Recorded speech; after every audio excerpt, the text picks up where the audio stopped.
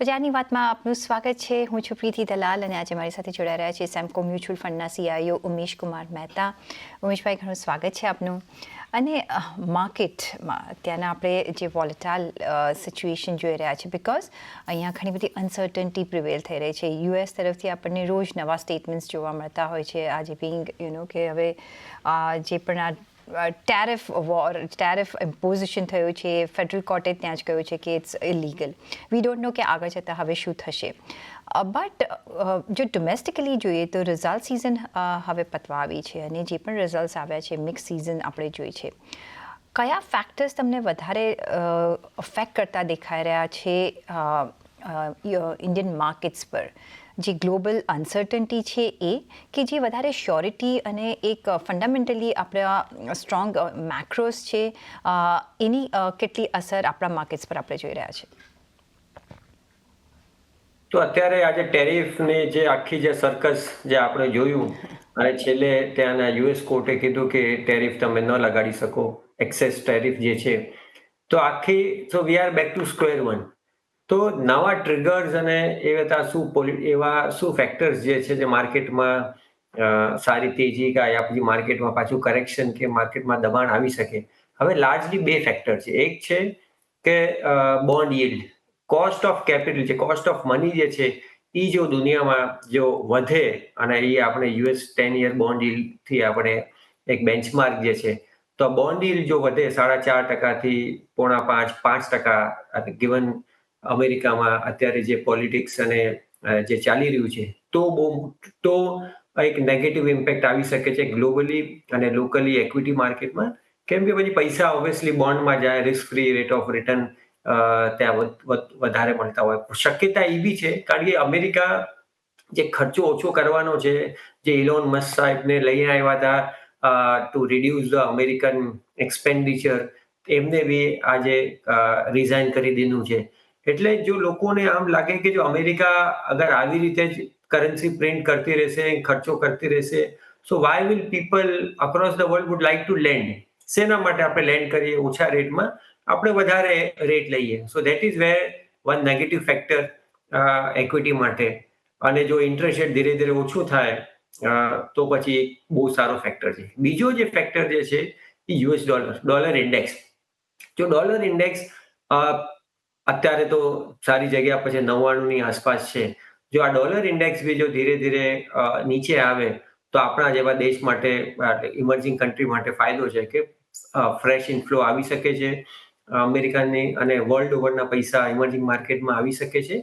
અને ત્યાં એક મોટો ટેલવિન રહેશે એફઆઈઆઈ. અને એફઆઈઆઈ છેલ્લા અમુક 2-4 વર્ષોથી તો થોડા, એટલે 2 વર્ષથી થોડોક આઉટફ્લો છે, પણ એ પાછો ઇનફ્લો આવી શકે છે. તો આ બે ફેક્ટર ઓન ધ અપસાઇડ માર્કેટને લઈ બી જઈ શકે છે અગર ઇન્ટરેસ્ટ રેટ ઓછું થાય તો. અને યા પછી ડોલર હજી થોડું નબળું થાય અને બહારના પૈસા જો ઇન્ડિયામાં આવે તો માર્કેટમાં અપસાઇડ આવી શકે છે. સો યસ, તો આ બધા ઇફ એન્ડ બટ્સ છે, પણ અત્યારના જો ઇન્ડિયન માર્કેટ્સ કઈ રીતના તમે જોઈ રહ્યા છો? શું અહીંયા પ્રોઝ એન્ડ કોન્સ તમે જોઈ રહ્યા છો? જો આજે જ આપણે જો માર્કેટને જોવું હોય તો કયા ફેક્ટર્સ પુશ કરી રહ્યા છે ને કયા ફેક્ટર્સ પુલ કરી રહ્યા છે અત્યારના માર્કેટમાં? કે કારણ કે આપણે એક રેન્જમાં અત્યારના કામકાજ કરી રહ્યા છે. કરેક્ટ. તો અત્યારે માર્કેટમાં અમુક સેક્ટર્સમાં સારી જેવી ટ્રેક્શન છે, જેમ કે ટ્રિગર આપણે કહેતા હોઈએ. તો જે પુલવામામાં જે અટેક થયો અને ઇન્ડિયા પાકિસ્તાનમાં જે અત્યારે આપણે જે થયું, તો ડિફેન્સ સેક્ટરને એક સારું જેવો ટ્રિગર મળ્યો છે. અને ગવર્મેન્ટ બી લાઇકલી કે ગવર્મેન્ટ બી પોતાના એક્સપેન્ડિચર થોડા વધારશે, જે અત્યારે 1.8-1.85% ઓફ જીડીપી આવતા વર્ષોમાં આ બી એક એક્સપેન્સ ગવર્મેન્ટ બી વધારશે, rather than doing expenditure on capex અને રેલવેઝ અને ઇન્ફ્રાસ્ટ્રક્ચર. તો આ ડિફેન્સમાં સારું જેવો શક્યતા છે. એ તો જ્યારે બજેટ આવશે ત્યારે સમજાશે, પણ ત્યાં એક મોટી ટેલવિન છે. અને પ્લસ ઇન્ટરનેશનલ ઓર્ડરની, એટલે ડિફેન્સ નો ડાઉટ આવતા મીડિયમ ટર્મથી લોંગ ટર્મમાં આ એક સેક્ટર બહુ ભારતથી મોટો થવાનો છે. ત્યાં એક બહુ સારી જગ્યા છે. પણ એટ ધ સેમ ટાઈમ અમુક જગ્યા, અમુક સેક્ટર્સ જે છે, રિયલ એસ્ટેટ છે કે પછી ટુ એક્સટેન્ટ ફાર્મા, એ બધા એકવાર અહીંયા વેટ એન્ડ વોચ મોડમાં છે. કે ફાર્મા ઓબ્વિયસલી અમેરિકન પોલિસીસના કારણ અને રિયલ એસ્ટેટ, કેમ કે એક્સેસીસ ઘણી બધી થઈ ગઈ છે, ઇન્ટરેસ્ટ રેટ જ્યાં સુધી થોડુંક હજી ઓછું ન થાય તો ત્યાં સુધી રિયલ એસ્ટેટ સપ્લાય બી ઘણી છે, અને એટ ધ સેમ ટાઈમ લોકોની ડિમાન્ડ બી થોડીક હવે ઇમ્પેક્ટ આવી રહી છે, નંબર્સ વગેરે કંપનીના થોડાક નબળા આવી રહ્યા છે. એટલે આ સેક્ટરમાં અમુક, અને એફએમસીજી ફોર ધેટ મેટર, ગવર્મેન્ટે જે બજેટમાં રાહત આપી પણ છતાંય લોકોને એફએમસીજીમાં બી જે ટ્રેક્શન આવવું જોઈએ આવતું નથી, અને આવી નથી રહ્યું, અને પ્રાઇસ હાઇક બી કદાચ એ નથી લેવાના, જે આપણે જેમ કમેન્ટ્રી જોઈ. તો ત્યાં હજી ગ્રાઉન્ડ લેવલમાં મિડલ ક્લાસનો પરચેઝિંગ પાવર ઇઝ સ્ટીલ હજી ઇમ્પેક્ટેડ છે, અને એના માટે જે ઘણી બધી એવી કંપનીઓ જે કન્ઝ્યુમર ફેસિંગ છે ત્યાં હજી બી હેડવિન્ડ છે. But at the same time માર્કેટમાં પીએસયુ જે ગવર્મેન્ટ રિલેટેડ છે, whether it is railway, capex, infrastructure, યા પછી પીએસયુ બેંક, ત્યાં હજી અંડર વેલ્યુએશન છે, જગ્યા છે ત્યાં ઉપર જવાની, ત્યાં માર્જિન ઓફ સેફ્ટી બી છે, અને એ ત્યાં ઇન અ વે અત્યારે જે કમ્ફર્ટ ઝોન અત્યારે એ સેક્ટરમાં છે. તો જો આપણે ઇન્ડિયાના પ્લસ જોઈએ ને ઇન્ડિયન માર્કેટ્સના પ્લસ પોઈન્ટ્સ જોઈએ, તો અહીંયા કોસ્ટ ઓફ કેપિટલ જો જોઈએ તો ખાસું હવે નીચે આવેલું છે, ને જે રીતના આપણે કંપનીઝના રિઝલ્ટ્સ પણ આપણે આવતા જોયા છે, માર્જિન્સમાં સારો એવો વધારો થયો છે. સેકન્ડલી, જો ગ્લોબલ પોઈન્ટ ઓફ વ્યૂ જોઈએ તો યુએસ માર્કેટના હવે લોકોને બીજે પાર્ક કરવા છે પૈસા, બિકોઝ જે રિટર્ન્સ જો આપણા માર્કેટ્સ વેલ્યુએશનમાં હાઈ છે પણ રિટર્ન્સ પણ આપણે હાઈ આપીએ છીએ, રાઈટ. ચાઇનાના વેલ્યુએશન ઓછા છે પણ ચાઇનાની કન્ડિશન આપણે જોઈ રહ્યા છીએ, તો valuation point of view may be Chinese market are વધારે ચીપર. કઈ રીતના તમે જુઓ છો? કારણ કે એફઆઈઆઈઝની આજે નહીં તો કાલે પાછા આવશે, અને મે બી જે રીતના ગ્રોથ આપણે જોઈ રહ્યા છીએ, જે રીતની સ્ટેબિલિટી ઇન્ડિયન માર્કેટ્સની જોઈ રહ્યા છે, જે રીતના રિટર્ન્સ આપણા માર્કેટ્સ આપે છે, કઈ રીતના એ લોકોની ઇનવર્ડ મુવમેન્ટ થશે, કઈ રીતના એ લોકો જોશે, અને જ્યારે એ લોકો આવે છે ત્યારે માર્કેટને કેટલો પુશ મળી શકે છે? તો ઇન્ડિયામાં નો ડાઉટ ગ્રોથ છે, સસ્ટેનેબલ ગ્રોથ છે, ઇન્ડિયાની ગવર્નન્સ બી સારી છે, એટલે એફઆઈઆઈઝ તો આવશે પાછા, અને ઇન્ડિયા અને emerging market as a whole, અને આજે તો વર્લ્ડ જીડીપી પ્રમાણે બી India is one of the fourth largest economy, એટલે પૈસા તો આવશે, અને સારા જેવા આવશે, અને ઇન્ક્રીમેન્ટલી ફ્લો બી આવતો રહેશે. પણ આ valuation at some point in time, અમુક પૈસા વિચ ટ્રેક્સ વેલ્યુએશન, અને અમુક certain amount of money which જે પેસિવ છે એ લોકોને તો ફરક પડતો નથી, કે જ્યાં સુધી ઇન્ડિયન ઇકોનોમી ચાલી રહી છે, માર્કેટ ઉપર છે, એટલે પેસિવમાં વેટ વધતું જશે, અને એ તો પૈસા આવતા રહેશે.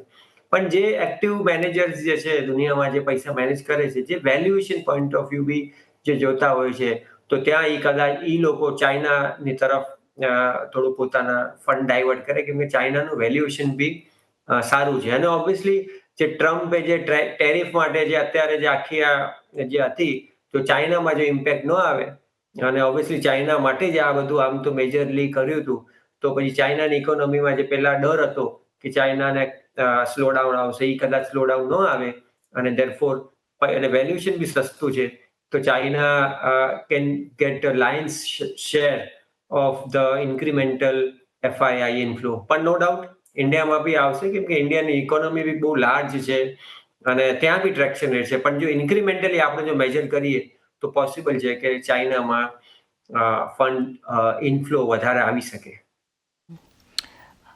ઓકે, હા બધું ઇફન અગેન આગળ શું થઈ શકે એના પર છે, પણ અત્યારના પ્રેઝન્ટલી આપણે જોઈએ તો જે રિટેલ ઇન્વેસ્ટર છે હજી પણ ઇન્વેસ્ટ કરી રહ્યો છે. આપણે યર ટુ ડેટ જો જોઈએ તો મ્યુચ્યુઅલ ફંડના રિટર્ન્સ પણ આપણે સારા એવા જોયા છે, બિકોઝ ડોમેસ્ટિક ઇન્વેસ્ટરનો જે ઇન્ફ્લો છે એ સારો રહ્યો છે. લિક્વિડિટી પર સે આપણે જોઈ રહ્યા છીએ કે આરબીઆઈ તો કરી જ રહ્યું છે, પણ ઘણો બધો ઇન્ટરેસ્ટ અત્યારના ઇક્વિટી માર્કેટમાં છે, ઇન્સ્પાઇટ ઓફ વોલેટાઇલ નેચર. તમે કહ્યું કે હવે મે બી આપણે ડેટ ફંડ પર નજર રાખવી જોઈએ એઝ અ હેજ. મે બી હું હમણાં આ વીકમાં બધાને એ સવાલ પૂછી રહી છું કે કઈ રીતના તમે હેજ કરશો આ વોલેટાઇલ સિચ્યુએશન. શું ડેટ માર્કેટ તરફ જોશો કે હજી ઇક્વિટી માર્કેટમાં તમને લાગે છે કે હજી પણ ફૂલ ફેથ છે અને આપણે આગળ વધવું જોઈએ? એઝ અ સ્ટ્રેટેજી શું અત્યારના આપણે યુઝ કરવું જોઈએ મેક્સિમાઇઝ કરવા માટે, રિટર્ન મેક્સિમાઇઝ કરવા માટે? તો એઝ અ સ્ટ્રેટેજી માર્કેટમાં જો હેજિંગ માર્કેટમાં જો ઇનકેસ માર્કેટ અને કારણ કે માર્કેટમાં સારી જેવી રેલી આવી છે અત્યારે છેલ્લા 1.5-2 મહિનામાં અને માર્કેટ એક ઓવરબોટ ઝોન બી બતાવી રહી છે અને કંઈક જો વળી જીઓપોલિટિક્સમાં કે કશે આજે રશિયા અને યુક્રેનની વચ્ચે બી જે સ્લો ડાઉન થવું જોઈતું હતું યા એ લોકોને આપસમાં સલટાવી દેવું જોઈતું અને સલટ્યું નથી. તો દેટ મીન્સ કે કંઈ ને કંઈ કશે ને કશે જો માર્કેટમાં રિસ્ક આવે તો એઝ એન ઇન્વેસ્ટર એમને હેજિંગનો એમને તૈયારી રાખવી જોઈએ કે અગર જો માર્કેટ આ લેવલથી જો થાય યા અગર સ્ટોક પ્રાઇસ એમના નીચે આવે તો માલ લોંગ ટર્મ વેચવો નથી. લોંગ ટર્મ તો ઇન્ડિયામાં તેજી છે પણ એ લાઇક ટુ લાઇક હેજ કરી શકે પોતાનો પોર્ટફોલિયો કે એમાં જે શેર જે છે અને લાર્જલી ઘણા બધા શેર્સમાં ફ્યુચર બી અવેલેબલ છે અરાઉન્ડ 75% ઓફ માર્કેટ કેપમાં ફ્યુચર્સ અવેલેબલ હોય છે તો એ પોતાનો પોર્ટફોલિયો હેજ કરી શકે અને વળી પાછી લાગે કે ના એકવાર આ કરેક્શન પૂરું થઈ ગયું છે કે અને માર્કેટ વળી પાછી ચાલવાની શરૂઆત કરે તો અનેજ કરી શકે. એટલે માર્કેટમાંથી પોર્ટફોલિયો ઇક્વિટીના જે પૈસા છે એ પૈસા રાખવા એને કાઢવા નહીં. જો એમને ફાવે તો હેજિંગ કરીને પોતાનું ડાઉનસાઇડ થોડું બચાવી શકે છે. અને બીજી જે વસ્તુ જે છે એસેટ એલોકેશનમાં આજની તારીખમાં થોડું ડેટ બી હોવું જોઈએ કેમ કે ડેટ પણ લોંગ ટર્મ ઇન્ડિયામાં ડેટ કોસ્ટ બી ધીરે ધીરે ઓછી થવાની શક્યતા છે. તો ડેટ ફંડમાં બી પૈસા સારા બની શકે છે અને ત્રીજી એસેટ જે છે એ હાર્ડ એસેટ જેમ કે ગોલ્ડમાં બી પોસિબલ છે કે જ્યાં સુધી અમેરિકામાં 4 વર્ષ છે જ્યાં સુધી ટ્રમ્પ છે ત્યાં સુધી ગોલ્ડમાં બી એક સારું જેવું ટ્રેક્શન બની રહેશે. તો આ ત્રણ એક પ્રોપર એસેટ એલોકેશન ઇન્વેસ્ટરે કરી લીધું હોય તો પછી ડરવાની જરૂર નથી. અને જ્યારે માર્કેટ જો નીચે આવે તો પછી હેજિંગ કરીને એ પોતાનો ઇક્વિટી લોંગ ટર્મ પોર્ટફોલિયો તો રાખે પણ જે ઇન્ટરમિટન્ટ જે ડાઉનફોલ જે છે એ બચાવી શકે પણ એ ન બી કરી શકે છતાંય પ્રોપર એસેટ એલોકેશનમાં જો રાખ્યા હોય તો લોંગ ટર્મમાં કોઈ વાંધો દેખાતો નથી. ઉમેશભાઈ, સો આજે જો આપણે ઇન્વેસ્ટ કરવું હોય તો કયા એરિયાઝ તમે પહેલાં પસંદ કરશો? આજે જો સેક્ટર જો હોય તો સૌથી અત્યારે સારું sector from long term medium term point of view be defence લાગે છે. હાલાકી શોર્ટ ટર્મમાં થોડું વધી ગયું છે પણ એમાં ટેલવિન સારા છે અને ડિફેન્સ કંપનીઓને એક સારી જેવી ઓર્ડર બુક બી બની રહી છે. વેલ્યુએશન રીરેટિંગ બી થઈ રહ્યું છે અને ફંડ ઇનફ્લોઝ બી સેક્ટોરલ એલોકેશન ફંડ બી છે અને ત્યાં બી ઇન્વેસ્ટરના પૈસા આવે છે. તો ડિફેન્સમાં એક ટેલવિન છે. બીજી જગ્યાએ જ્યાં પૈસા અત્યારે એઝ અ કોન્ટ્રાબેટ યા પૈસા રોકવા હોય તો આમ જોવા જોઈએ તો એફએમસીજી સેક્ટર બી છે. હાલાકી ઘણા ટાઈમથી ચાલ્યું નથી પણ ત્યાં મોસ્ટ લાઇકલી એવું છે કે margin of safety valuation comfort છે. જો ઇનકેસ ડિફેન્સિવ પોર્ટફોલિયો બી તરીકે કામ આવી શકે છે. જો માર્કેટમાં બહુ ઉથલપાથલ થાય તો FMCG will have drawdown protection but at the same time અત્યારે જે ગવર્મેન્ટની જે પોલિસી અને જે બજેટમાં જે રાહત આપી છે અને ગવર્મેન્ટ ઇઝ ઓલ્સો માઇન્ડફુલ કે કેપેક્સ જે એક્સલરેશન જે પેલા સ્લો ડાઉન થઈ ગયું હતું એ કેપેક્સ બી અત્યારે ફાસ્ટ ટ્રેક થઈ રહ્યું છે. રોડ, હાઈવેઝ, રેલવે ત્યાં બી બધી છે. તો એના જે ટ્રિકલ ડાઉન ઇફેક્ટ જે છે ઇકોનોમીમાં પાછા આવવા જોઈએ, પાછા શરૂ થઈ જવા જોઈએ અને એના કારણ જે કન્ઝ્યુમર ફેસિંગ બિઝનેસ છે જે હજી સુધી દબાણમાં છે કે નથી ચાલ્યા તો એફએમસીજી સેક્ટર બી થઈ શકે છે. કયા સેક્ટરથી દૂર રહેવું? ફાર્માથી અત્યારે દૂર રહેવું કેમ કે ફાર્મામાં ક્લેરિટી નથી કે આપણે યુએસની ઘણી બધી ઓન એન એવરેજ 40-50% કંપનીઓ એક્સપોર્ટ કરતી હોય છે તો ત્યાં શું પ્રાઇઝિંગ ઇમ્પ્લિકેશન આવવાના છે એટલે એ ક્લેરિટી નથી એટલે ફાર્મા અત્યારે અવોઇડ કરવું. At the same time real estate be avoid કરવું કેમ કે ભલે સેક્ટર આજે રિયલ એસ્ટેટ સૌથી વધારે શેર્સ હમણાં છેલ્લા 5-6 મહિનાની જે મંદી આવી હતી સપ્ટેમ્બર ઓક્ટોબરથી જે ફેબ્રુઆરી સુધી તો સૌથી વધારે સેક્ટર જે ઘટવામાં હતું એ રિયલ એસ્ટેટ હતું પણ એ ભલે નીચે છે પણ એમાં બી ત્યાં દૂર રહેવું કેમ કે એમાં બી જે હેડવિન બહુ ઘણા બધા છે સપ્લાય કન્સર્ન્સ અને ડિમાન્ડ કન્સર્ન માટે તો ત્યાં આ બે સેક્ટરથી દૂર રહેવું પણ at the same time in general private sector banks પણ સારી લાગે છે. એનબીએફસી એઝ અ સેક્ટર સારું છે. ત્યાં લો બેઝ ઇફેક્ટ છે અને ત્યાં બી પાછું પિકઅપ થવાની શક્યતા છે અને શરૂઆત થઈ રહી છે. તો અહીંયા બી સ્પેસ સારી છે પ્રાઇવેટ સેક્ટર બેંક્સ અને એનબીએફસી. અને from value point of view PSU banks એક જગ્યા સારી છે, જે હાલાકી આઉટ પરફોર્મન્સ હતું છેલ્લી રેલીમાં, પણ અત્યારે થોડા નબળા છે. પણ જો ઇન્વેસ્ટર પેશન્ટ હોય અને રિસ્ક બહુ ના લેવી હોય ડાઉનસાઇડની, તો પીએસયુ સ્પેસમાં પીએસયુ બેન્કિંગ સેક્ટર શેર્સ બી સારા લાગે છે. તો ગ્રોથ પર સે કે વેલ્યુ પર સે આપણે ઘણું બધું અત્યારના બાઇંગ કર્યું છે, પણ જે અત્યારના લેટેસ્ટ એક આપણે જે ટ્રેન્ડ જોઈ રહ્યા છીએ momentum buying, because nobody wants to miss, right, અને એ આપણે જોઈ રહ્યા છે. જો માર્કેટમાં આપણે મોમેન્ટમ બાઇંગ કરવું હોય, કારણ કે આપણે ઘણા બધા મોમેન્ટમ ફંડ્સ પણ આવતા જોઈ રહ્યા છે, કયા સ્ટેજ અધરવાઇઝ અત્યારના માર્કેટમાં કયો સ્ટેજ ચાલી રહ્યો છે જેનામાં આપણે આ સ્ટ્રેટેજી યુઝ કરી શકીએ? તો માર્કેટમાં મોમેન્ટમમાં ઘણા બધા શેર્સમાં stock specific momentum buy signal આવી રહ્યા છે.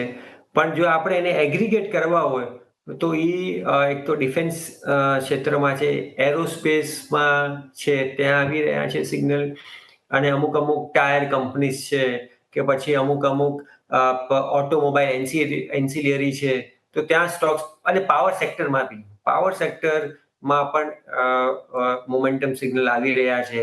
જે કંપનીઓ પાવર સેટઅપ કરી રહ્યા છે, ઇન્ટિગ્રેટેડ પાવર પ્લાન્ટ સેટઅપ કરે છે, એ આ પછી જ્યાં ગ્રીન એનર્જી માટે બી, તો ત્યાં બી એક તરફથી મોમેન્ટમ અમુક શેર્સમાં દેખાઈ રહ્યું છે. હા, મોમેન્ટમ અત્યારે માર્કેટમાં છેલ્લા 3 થી 4 વીકમાં અમુક શેર્સમાં મોમેન્ટમ સારું જેવું આવ્યું છે, અને પોસિબલ છે કે જો આ કન્ટિન્યુ રહે તો આપણી માર્કેટ બી એક ન્યૂ હાઈ પર જઈ શકે છે. પણ એ અત્યારે કન્ફર્મેશન એવા નથી કે market will break the new high અત્યારે આ રેલીમાં. પણ માર્કેટમાં થોડું સ્લોડાઉન બી અત્યારે લાગી રહ્યું છે, કેમ કે number of shares that are in momentum currently એ થોડી માત્રા ઓછી છે, ક્વોન્ટિટી ઓછી છે. એના કારણે લાગે છે કે ના, માર્કેટ હજી થોડો ટાઈમ લાગશે. ઇન જનરલ આખી માર્કેટને ફૂલ મોમેન્ટમમાં આવતા. તો સ્ટોક સ્પેસિફિક મોમેન્ટમ છે, સેક્ટર સ્પેસિફિક અત્યારે મોમેન્ટમ છે, યસ. પણ ઇન જનરલ હજી થોડું momentum from when we look at the broader market, હજી માર્કેટે મોમેન્ટમ પકડ્યું નથી. તો ઓફકોર્સ તમારું મ્યુચ્યુઅલ ફંડ છે, તમે શું આ strategy first of all use કરો છો કે નહીં, અને શું આ સ્ટ્રેટેજી એક શોર્ટર ટુ મીડિયમ ટર્મ માટે હોય છે કે લોંગર રન માટે, if you want to use it, કઈ રીતના આપણે યુઝ કરી શકીએ છીએ? બિકોઝ જે ટ્રેન્ડ થતું હોય છે એ ટ્રેન્ડનો પીરિયડ કેટલો હોતો હોય છે, because this is all the momentum is all about trend, કે જે વધે છે તો ચલો આપણે એમાં કરીએ, ઓછું થાય તો પછી let's get out of it. કઈ રીતના આપણા એડવાન્ટેજ માટે along with the value buying and growth strategy you can use this momentum strategy as well? એવું છે કે મોમેન્ટમ આમ તો એગ્નોસ્ટિક છે, કેમ કે ક્વોલિટી, વેલ્યુ, ગ્રોથ, જે બી આપણે ફંડામેન્ટલ જે સ્ટાઇલ હોય છે, પણ મોમેન્ટમ તો સ્ટોક માર્કેટમાં ભાવ જોઈને, ભાવ ભગવાન છે. So that is what momentum is. તો જે સ્ટોક્સ અને જે સેક્ટર્સ ચાલી રહ્યા છે એ મોમેન્ટમમાં છે, અને એનો આપણે portfolio as a fund house અમે એનો પોર્ટફોલિયો બનાવીએ. તો જ્યાં સુધી એને ટ્રેક કરીએ, જ્યાં સુધી સ્ટોકમાં મોમેન્ટમ છે ત્યાં સુધી પકડીને રાખીએ. જ્યારે મોમેન્ટમ લાગે કે આ વીક થઈ રહ્યું છે ત્યારે એને વેચીએ. So this is how on an average વિનર્સનો પીરિયડ હોય છે અરાઉન્ડ 9 થી 11 મહિના, અને વિથ લૂઝર્સ જે સ્ટોક મોમેન્ટમમાં થોડાક આવી જાય છે અને પછી આઉટ ઓફ મોમેન્ટમ થઈ જાય છે, લૂઝર્સનો પીરિયડ મોટી ઓન એન એવરેજ 3 મહિના હોય છે. તો આવી રીતે આ મોમેન્ટમ સ્ટોક્સની સાયકલ હોય છે. કોઈ સ્ટોક પરમાનન્ટ મોમેન્ટમમાં નથી રહેતું. જ્યારે મોમેન્ટમમાં હોય જ્યારે ચાલે ત્યારે ચાલે, પછી જ્યારે આઉટ ઓફ મોમેન્ટમ થાય તો ઘણા ટાઈમ સુધી સાઇડવેઝ યા કરેક્શનમાં યા ડીપ કરેક્શનમાં જતો રહે છે. હવે મોમેન્ટમ એક લોંગ ટર્મ સ્ટ્રેટેજી છે, શોર્ટ ટર્મ માટે નથી. આપણે મોર્ગન સ્ટેનલી કેપિટલ ઇન્ટરનેશનલ જે રિસર્ચ જોઈએ તો એ લોકો દુનિયાના બધા મોમેન્ટમ સ્ટોક્સ ટ્રેક કરતા હોય છે. એ લોકોનું વર્લ્ડ મોમેન્ટમ ઇન્ડેક્સ છે, જે 25x રિટર્ન આપ્યું છે છેલ્લા 30 વર્ષોમાં, અને જે બાય એન્ડ હોલ્ડ ઇન્ડેક્સ છે, જે MSCI વર્લ્ડ ઇન્ડેક્સ, એને 11x રિટર્ન આપ્યું છે. તો મોમેન્ટમ એઝ અ સ્ટ્રેટેજી આખા દુનિયામાં બધી જ જગ્યા જ્યાં મોમેન્ટમથી પૈસા બને છે, સારા પૈસા બને છે. પ્રોબ્લેમ છે મોમેન્ટમ જ્યારે માર્કેટમાં સાઇડવેઝ કરેક્શન ને માર્કેટ ઘટે ત્યારે મોમેન્ટમના શેર્સ વધારે ઘટે છે. એ કદાચ ઇન્વેસ્ટરને કમ્ફર્ટ ના આવતો હોય તો વી એઝ એમકો, અમે એક્ટિવ ફંડ મેનેજર છીએ, તો અમે માર્કેટમાં હેજ કરીએ. જ્યારે માર્કેટ ઘટવાનું શરૂ થાય ત્યારે અમે હેજ કરીએ. પણ એ ઘટાડો બહુ મોટો ઘટે કે નાનો ઘટાડો આવવાનો છે એ તો કોઈને ખબર નથી. એટલે જો માર્કેટમાં સાઇડવેઝ કરેક્શન જેવું હોય ત્યારે મોમેન્ટમ ફંડ થોડા અંડર પરફોર્મ કરે, કેમ કે અમે લોકો હેજ કરીએ અને જે વળી પાછું જ્યારે માર્કેટ વધે તો અનહેજ કરવા પડે. પણ જો માર્કેટમાં મોટું કરેક્શન એ મંદી આવે તો અમે ઓલરેડી હેજ કરી નાખેલું હોય ત્યારે ઇન્વેસ્ટરને ડાઉનસાઇડ પ્રોટેક્શન મળે. તો આવી રીતે અમે એઝ એન એએમસી અમે અમારા ઇન્વેસ્ટરોના પૈસા મેનેજ કરીએ છીએ. મોમેન્ટમ એઝ અ સ્ટ્રેટેજી ઉપર જ્યારે માર્કેટ તેજી હશે ત્યારે બહુ સારા પૈસા બનશે, કેમ કે જે સ્ટોક્સ ચાલે છે એ વધારે ચાલતા હોય છે, રાઈટ? એવું જનરલી માર્કેટમાં, અને છેલ્લા 200 વર્ષની હિસ્ટ્રીમાં મોર્ગન સ્ટેનલી કેપિટલ ઇન્ટરનેશનલે રિસર્ચ કરી છે કે across asset classes, across time frame momentum પૈસા બનાવે છે. તો તેજીમાં તો મોમેન્ટમ સારા પૈસા બનાવે, પણ જ્યારે માર્કેટ ખરાબ થાય, વોલેટાઇલ થાય, કરેક્શન થાય, ડીપમાં બેર માર્કેટ આવે ત્યારે મોમેન્ટમ એક ડાઉનસાઇડ પ્રોટેક્શન આપે, પણ સાઇડવેઝ માર્કેટમાં મોમેન્ટમ અંડર પરફોર્મ કરે. એ ઇન્વેસ્ટર જો ધ્યાન રાખે તો પછી મોમેન્ટમ એક બહુ સારી સ્ટ્રેટેજી છે from long term point of view as well, કારણ કે સારો આલ્ફા મોમેન્ટમને, અને ઇન્ડિયામાં બી મોમેન્ટમ ઇન્ડેક્સ છે 200 ની મોમેન્ટમ 30, એનું કેગર છેલ્લા 20 વર્ષમાં 20% છે.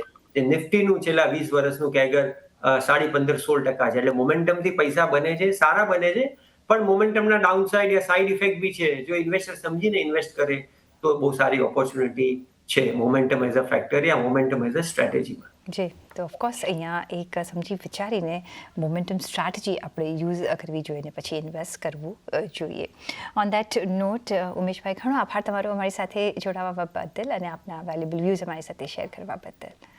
અને એ સાથે જ મને પણ આપશો રજા. જોડાયેલા રહેજો CNBC બજાર સાથે. નમસ્કાર.